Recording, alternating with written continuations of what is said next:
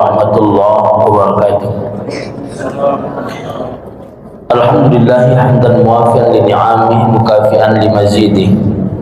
Salatu wassalamu ala sayyidina Muhammadin wa alihi wa sahbihi wa junudihi amma ba'd. Ikhwan kiram wal kiramah hadirin wal hadirat, jamaah salat maghrib yang dimuliakan oleh Allah Subhanahu wa taala. Kita lanjutkan pengajian tafsir kita yang sudah tertunda sampai 1 bulan. Kemarin ada maulid. Insyaallah mudah-mudahan di bulan maulid ini kita, keluarga kita, masyarakat kita tetap diberkahi oleh Allah Subhanahu wa taala, dan tak lupa kita juga terus berselawat kepada Rasulullah sallallahu alaihi wasallam. Mudah-mudahan yang punya masalah diselesaikan masalahnya, yang sakit disembuhkan penyakitnya, yang punya utang mudah-mudahan lunas utangnya. Itu yang kita harapkan, insyaallah keberkahan di dunia dan di akhirat. Amin ya rabbal alamin. Kita masuk pada surah Al-Baqarah ayat 208. A'udzubillahi minasyaitonir rajim. Bismillahirrahmanirrahim. Ya ayyuhalladzina amanu dukhulu fis-silmi kaffah. Wahai orang-orang yang beriman, masuklah kalian ke dalam agama Islam secara kafah. Apa yang dimaksud dengan kafah adalah fi jami'i syara'ihi, fi jami'i syara'ihi, dalam seluruh syariat-syariatnya. Wa nazala fi Abdullah ibn Salam wa ashabihi lamma azzamu sabta wa karihul ibila ba'dal islami. Ayat ini diturunkan pada Abdullah bin Salam dan sahabat-sahabatnya ketika mereka masuk Islam. Mereka masih mengagungkan hari Sabtu dan mereka juga membenci unta. Nah, jadi Abdullah bin Salam ini dulunya pendeta Yahudi. Abdullah bin Salam beserta dengan sahabat-sahabatnya lantas masuk ke dalam Islam, masih merayakan hari Sabtu. Karena orang Yahudi ini, mereka memang hari rayanya, hari kebesarannya itu hari Sabtu. Sedangkan kalau orang Islam, hari kebesarannya hari Jumat. Hari raya kita hari Jumat, orang Yahudi hari Sabtu. Dan termasuk orang Yahudi itu mengharamkan makan unta, karena unta itu memamah biak. Jadi binatang yang memamah biak menurut orang-orang Yahudi itu diharamkan. Termasuklah Abdullah ibn Salam dan sahabat-sahabatnya, mereka mengharamkan untuk memakan unta, mengagungkan hari Sabtu dan mengharamkan untuk memakan unta. Di riwayat yang lain disebutkan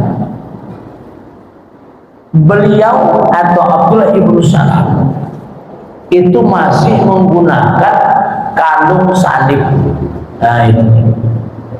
Sehingga turunlah ayat ini untuk menegur siapapun di antara orang Islam yang masih tergiur dengan agama lain dan termasuk masih mengagung-agungkan agama lain, mengagung-agungkan aturan hidup dari pandangan yang lain, maka terkenalah khitab atau teguran dari Allah Subhanahu wa taala untuk masuk Islam secara kafah fi jami'i syara'ihi, dalam seluruh syariatnya. Itu teguran begitu.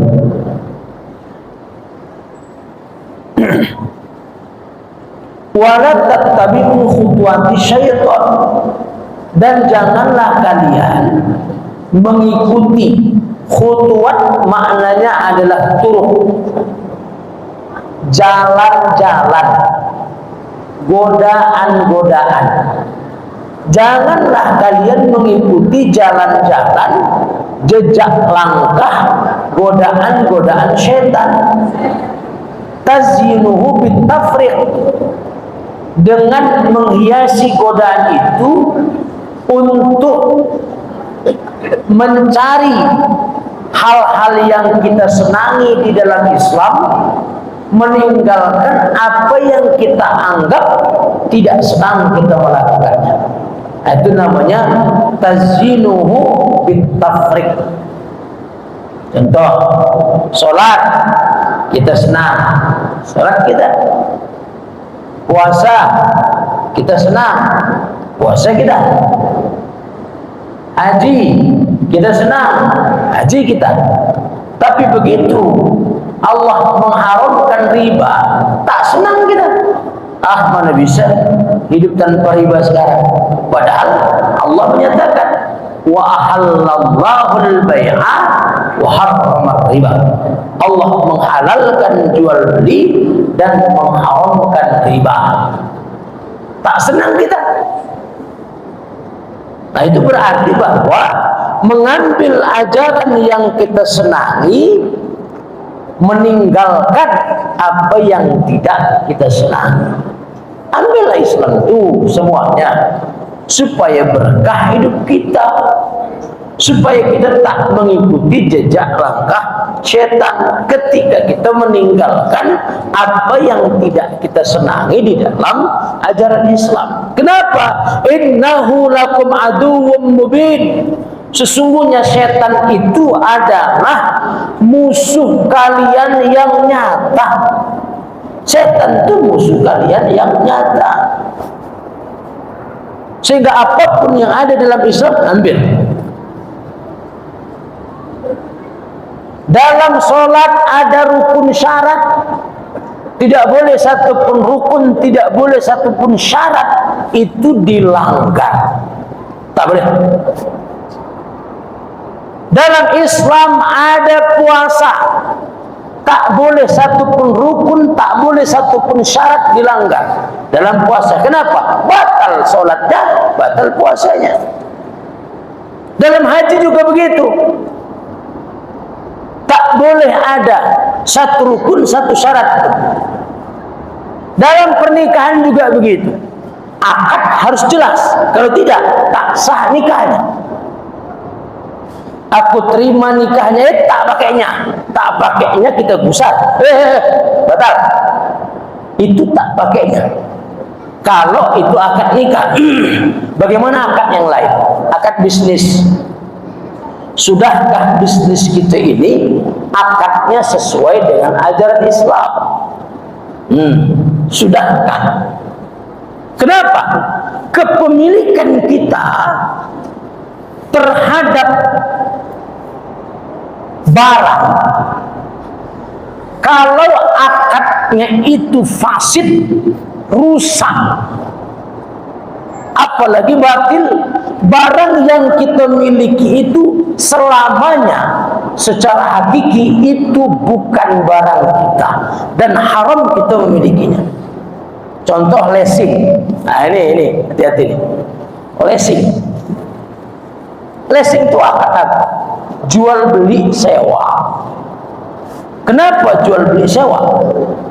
Karena dalam leasing itu, kalau kita tidak mampu untuk membayar kredit yang kita berikan, tak mampu kita bayar, nanti datang tuh debt collector. tak mampu bayar. Apa yang ditariknya? Sepeda motor tarik. Loh, duit kita yang sudah kita bayar bagaimana? Duit yang sudah kita bayar dianggap sebagai uang sewa. Itu haram hukumnya itu. Makanya perjanjian dalam leasing itu segini tuh, supaya kita tak bisa baca. Betul, tengok di sana. Segini perjanjian itu.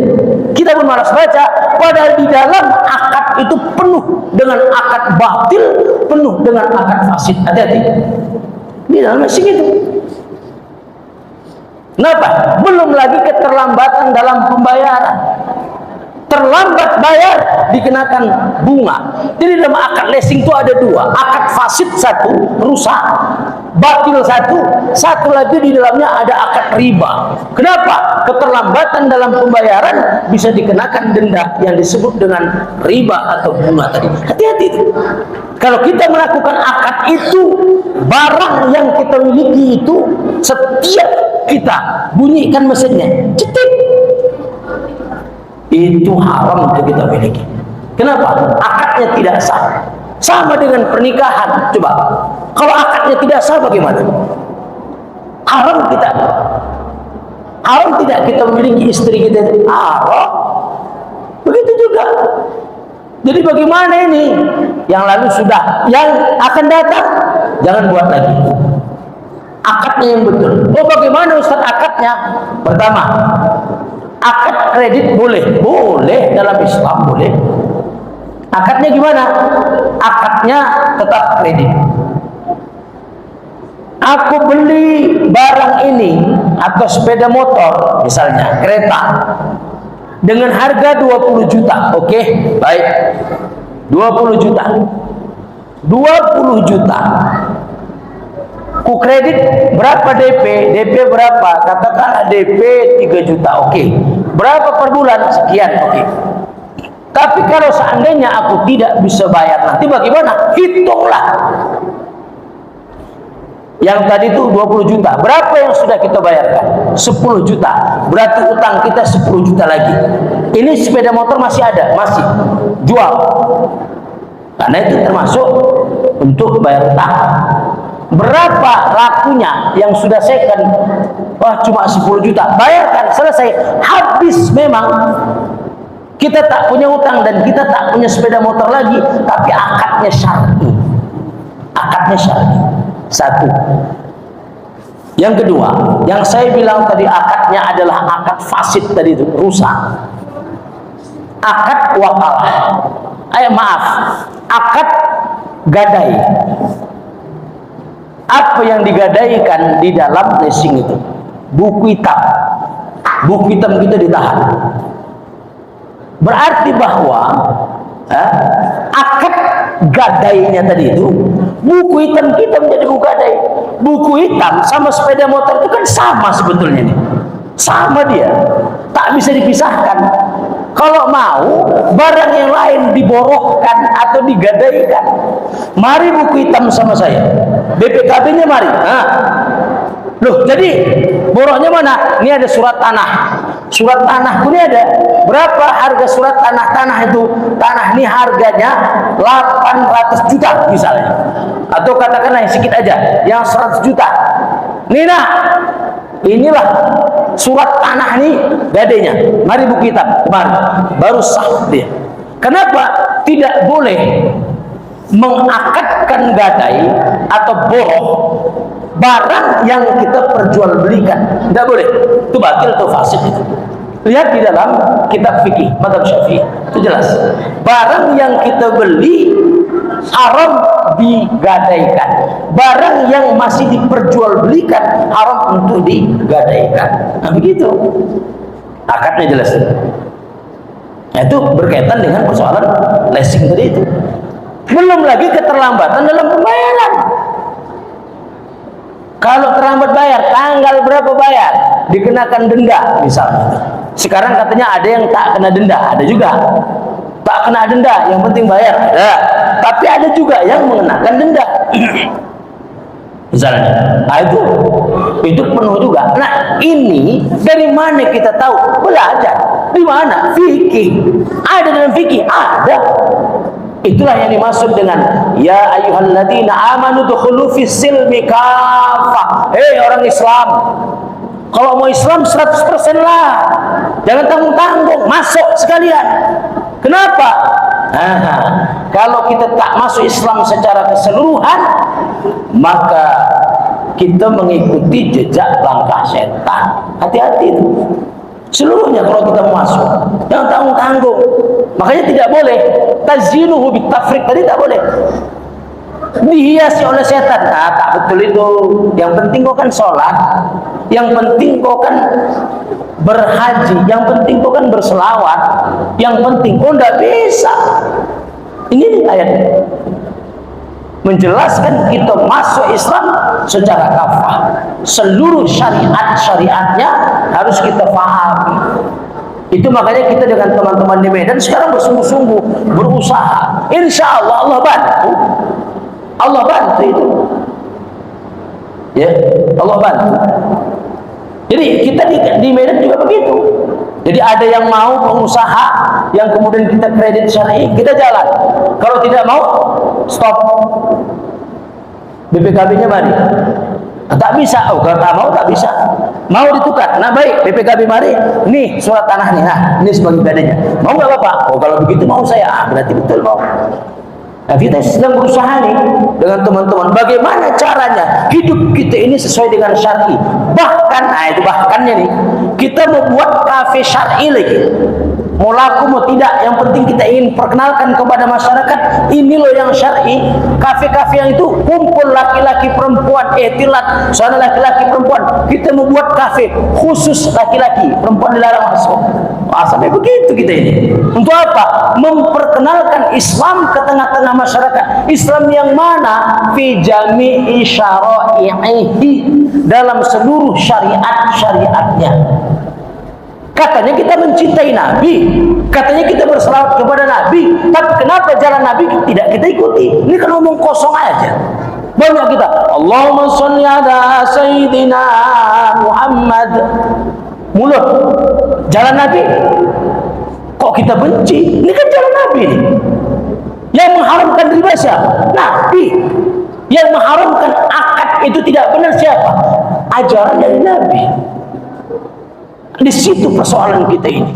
Mulut kita berbuih, kalau bahasa kasarnya muncung kita berbuih, berzikir, berselawat, tapi jalannya tidak kita ikuti. Bagaimana? Lihat di dalam kitab Imam Al-Ghazali, lihat di dalam kitab Al-Hikam, apa yang disebutkan oleh ulama tasawuf. Hati-hati, mulut kita memuji Allah, tapi sebenarnya hati kita menolak. Mulut kita berselawat kepada Rasul, tapi hati kita, perbuatan kita yang menolak. Coba bayangkan, ini bahayanya. Makanya, ya ayyuhalladzina amanu dukhulu fis silmi kafah. Masuk Islam secara kafah, masuk belajar. Makanya kan majelis ilmu dibandingkan dengan majelis zikir atau majelis selawat, lihat dalam kitab Mu'izatul Mu'minin. 70 kali lebih baik tingkatannya daripada majlis zikir atau majlis selawat. Kenapa? Kalau majlis zikir atau majlis selawat itu sunnah hukumnya, majlis ilmu wajib. 1:70 kewajiban dengan sunnah. Contoh, mana hadis Nabi? Barang siapa yang sholat 5 waktu pada bulan Ramadan akan dilipat gandakan oleh Allah menjadi 70 kali ganda. Barang siapa yang beramal sunnah di bulan Ramadan, maka dilipat gandakan amalnya menjadi pahala wajib. Sunnah menjadi pahala wajib, wajib 70 kali ganda. Majelis ilmu seperti ini wajib nih, menuntut ilmu ini wajib. Bahkan kata Imam Syafi'i, orang yang tidak menuntut ilmu seminggu sekali saja, akalnya sudah dikuasai oleh setan. Begitu. Nah, di situ pentingnya supaya apa? Supaya kita tahu mana yang menjadi keridhaan Allah. Coba tengok dalam Quran surah Al-Fajr. Ketika nanti kita meninggal, akan ada suara di telinga kanan kita. Apa yang dia sebutkan? Bismillahirrahmanirrahim. Ya ayyatuhan nafsul mutmainnah, irji'i ila rabbika radiyatan mardiyah, fadkhuli fi ibadi wadkhuli jannati. Wahai jiwa yang tenang, ya ayyatuhan nafsul mutmainnah. Lihat dalam tafsir jalan lain, Imam Jalaluddin Asyuti menjelaskan, kalau orang beriman ketika dia meninggal, maka ayat ini akan dibacakan oleh malaikat ke telinga kanannya. Dia akan mendengar ayat ini. Pada saat nyawa ditarik, mulai dari ujung kaki sampai ke dada, sesak. Sesak. Saat itulah dibacakan malaikat ke telinga kanan kita. Ya ayyatuhan nafsul mutmainnah, irji'i ila rabbika radiyatan mardiyah, fadkhuli fi ibadi wadkhuli jannati. Radiyatan mardiyah. Apa maksud radiyatan mardiyah? Allah meridhoi kita dan kita ridho terhadap takdir Allah. Bagaimana cara meraih ridho Allah? Ya ayyuhalladzina amanu dukhulu fis-silmi kaffah. Itulah cara untuk mencari keridhaan Allah. Walaupun kita rugi dalam persoalan dunia, tapi demi mencari keridhaan Allah, jangankan harta dunia kita korbankan untuk Allah, nyawa sekalipun kita korbankan. Kalau masih harta dunia kecil lagi itu, tak ada masalah. Jadi radiyatan mardiyah, kita mencari keridhaan Allah. Dalam hidup ini kan mencari keridhaan Allah. Bagaimana cara mencari keridhaan Allah? Belajar apa yang dikehendaki Allah, apa yang dikehendaki Rasul, itu belajar. Mana yang wajib, mana yang sunnah, mana yang mubah, mana yang makruh, mana yang haram untuk perbuatan, untuk makan minum, mana yang halal, mana yang haram. Itu dia. Dengan itulah kita mencari keridhaan Allah. Kita tanya, bukan pada diri kita yang tak tahu apa-apa. Tanya ustaz, tanya ulama, tanya fikihnya ada enggak, kitabnya dari mana. Ustaz, ya syekh, ulama, ini halal atau haram? Betul ini halal atau haram? Tidak. Itu caranya. Jadi dulu Allah yarham, sudah meninggal ayahanda Profesor Dr. Ramli Abdul Wahid. Ada satu peristiwa di Medan yang itu dibuat oleh umat. Contoh misalnya, masjid sangat berdekatan.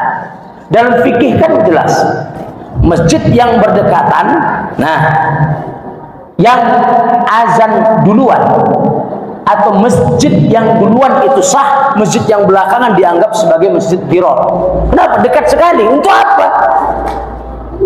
Apa kata ayahanda itu? Ayah, saya bilang, ini cuman ini berdekatan kali ini masjid ini gimana? Apa kata ayahanda itu? Ustaz, kapan mereka tanya sama kita? Umat itu kapan tanya ulang?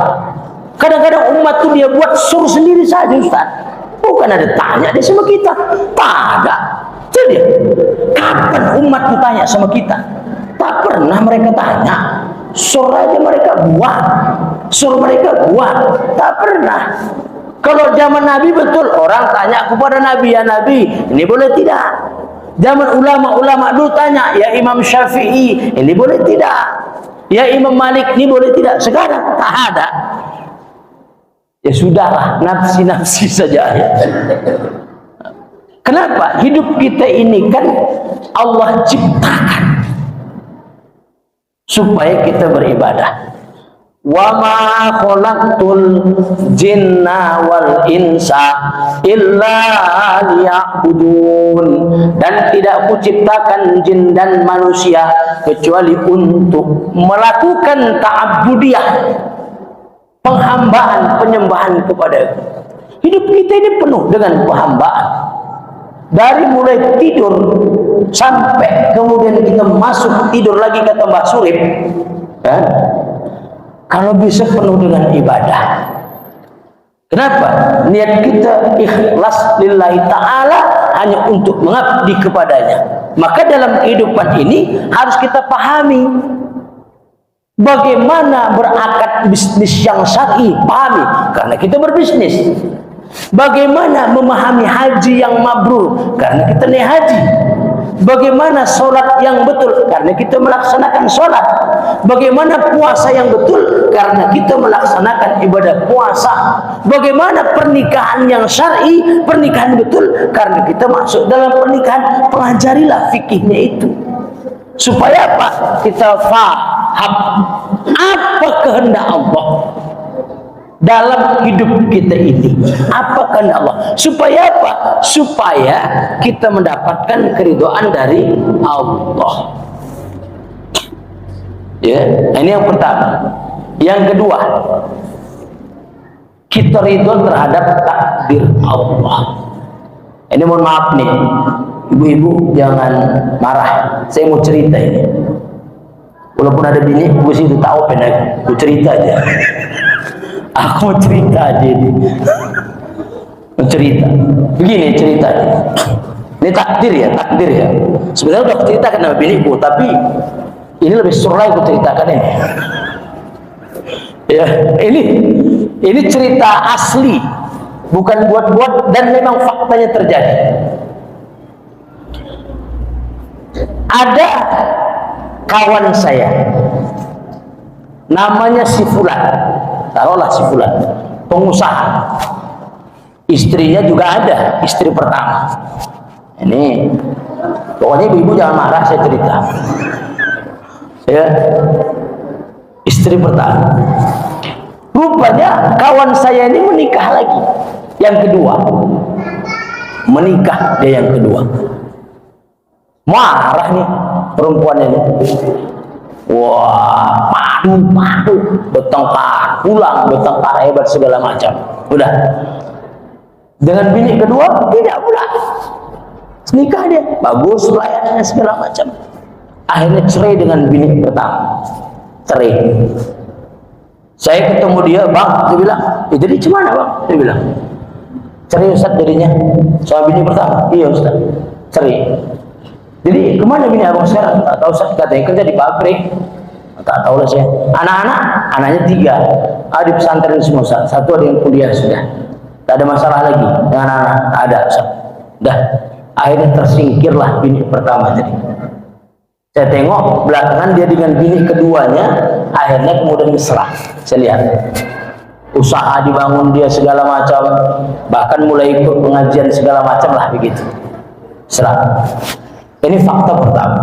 Fakta kedua, ya, itu asli tetangga saya dulu memang. Sekarang pindah ke Pakam. Sebutlah namanya Aisyah. Mantap ini. Jadi kebetulan lakinya nikah juga lagi yang kedua. Nikah yang kedua. Bininya pertama tak tahu. Asli tak tahu.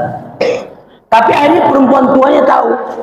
Perempuan tuanya ngadu sama mak saya waktu itu. Kak, ada kakak dengar sesuatu? Tak ada, kata mak saya. Laki awak nikah lagi, kak, kata dia. Jadi cumana kok, kata mak saya. Cumana kak, awak ini belajar tauhid, kata dia. Itu kan sudah terjadi. Laki menikah itu kan takdir Allah itu kak. Kalau awak membenci laki awak menikah lagi, berarti awak benci lah takdir Allah ya kak ya. Wih, hebatnya itu. Itu dia bilang. Kalau awak benci laki awak menikah lagi, berarti awak benci lah takdir Allah ya kan kak, kata dia. Kebetulan yang perempuan ini salah satu dari muridnya almarhum Ustaz Manan di Pakam waktu itu, karena rumahnya berdekatan. Katanya dulu sering belajar tauhid lah. Iya pula, kata mak saya.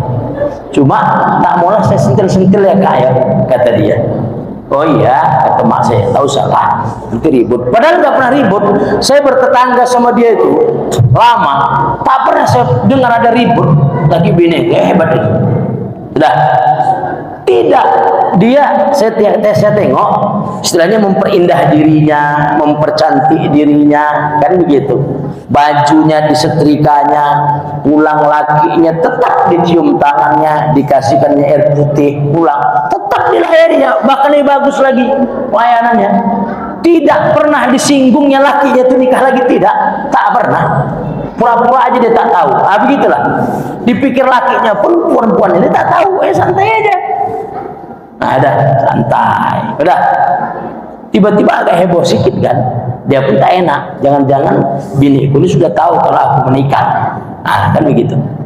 Lantas satu saat dia cerita, sah, kata lakinya. Kira-kira udah berjalan hampir 1 tahun lah itu. Aku mau cerita sama kau, kata lakinya. Ceritalah bang. Apa cerita abang itu? Begini sah, kau jangan marah. Tidak, aku udah nikah lagi. Apa katanya? Alhamdulillah, ada amanah baru bang. Loh, kok tak marah sah? Loh, kenapa aku harus marah bang? Abang menikah itu kan takdir Allah. Bisa manusia ini marah sama takdir Allah? Kata Kaisah. Bisa. Kau bisa kan bang? Sebetulnya udah tahu aku abang menikah dari awal udah tahu. Kok tak marah? Tidak. Cuman pertama bang, nasihatku jangan tinggalkan sholat 5 waktu. Abang adil, urus berdua kami nih. Oh begitu, betul. Ini cerita asli, bukan buat-buat, dan itu terjadi. Nah, ketika saya ke rumahnya kemarin, jalan-jalan tuh, karaokean dia sama lakinya berdua, mesra sampai sekarang. Kemarin jumpa waktu pesta pun bareng sama dia. Tidak sehat, sehat. Nah gitu. Yang dengar saya, dia cerai sama perempuan mudanya. Cuman tak balik lagi, tak cemana katanya. Begitu. Anaknya, alhamdulillah, pegawai negeri rata-rata. Apa yang mau kita ambil hikmahnya coba? Apa yang mau kita ambil?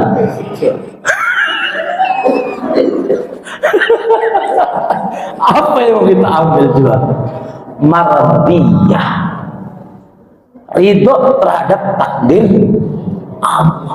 Apa marah-marah coba? Tak ada. Ridho dia dengan takdir Allah, senang hidupnya. Marah apa? Ini takdir Allah, qada Allah, ketentuan dari Allah di luar kemampuan manusia. Kan sudah terjadi. Kalau belum terjadi, ngajak diskusi entahlah kan. Mak sudah, iya. Ada apa ya? Aku ini mau nikah lagi.